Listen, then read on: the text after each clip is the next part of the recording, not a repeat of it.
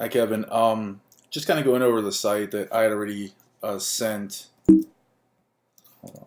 Yeah, that I already sent to you guys, and what the development phase entails, and just kind of some notes I'll be going over as we go through this. Well, first of all, obviously you see the beginning page and the main navigation.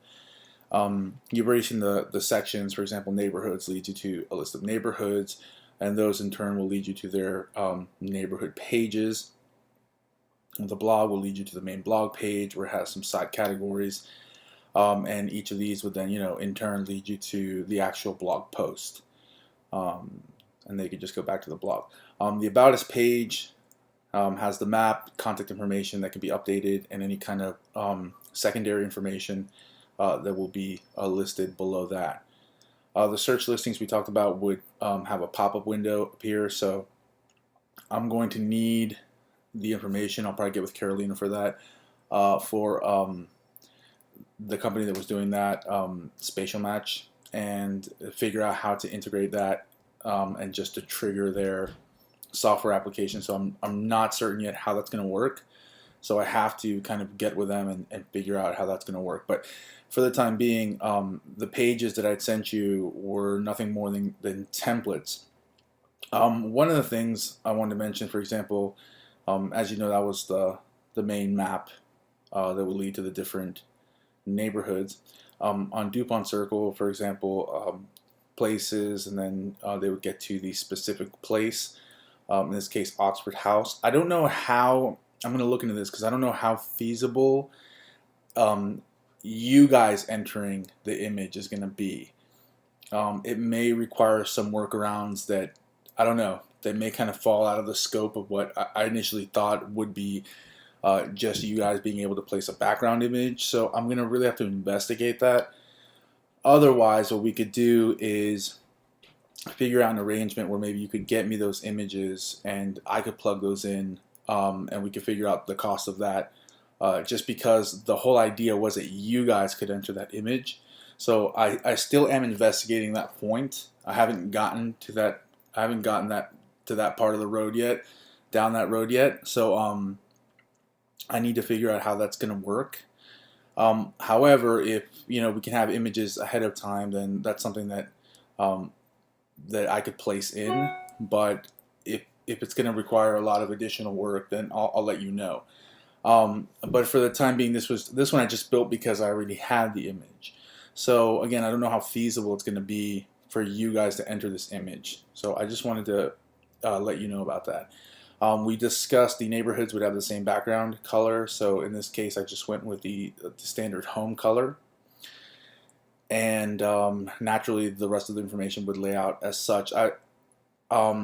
These areas will be editable in terms of content, and so will this. This form was just going to lead to one email address. So once we get that email address, we could set up the form to just lead to that email address. Let me see here. The listings and galleries, those are plugins that I'll have to take care of once we're actually in the WordPress part. And the listings page, I believe, hold on, where do I have that? Okay, so that was going to lead to like a spatial match page, because there actually isn't a listings page yet, but that was going to lead to the main map of spatial match, and then kind of we would iframe their application in there. So again, that also requires that I get information from spatial match, so I'll get with Carolina on that. Yeah, so the rest of the information is basically the either the neighborhoods page itself, in this case DuPont Circle. The gallery, like I mentioned, would be a plugin. The history, you would be able to edit this content here. And points of interest, you would also be able to edit this content, header, and image.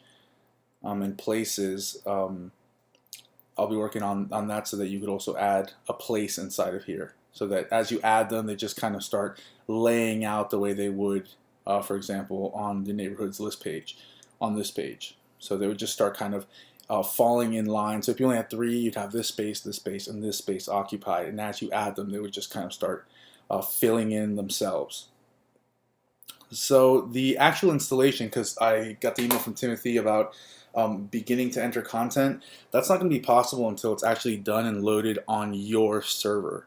Because while the databases are there to receive the content, it's not going to be hosted live until it's actually on your server.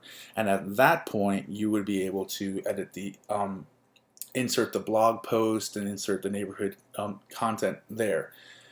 So here we are at the beginning install of the DC Inside Out on WordPress.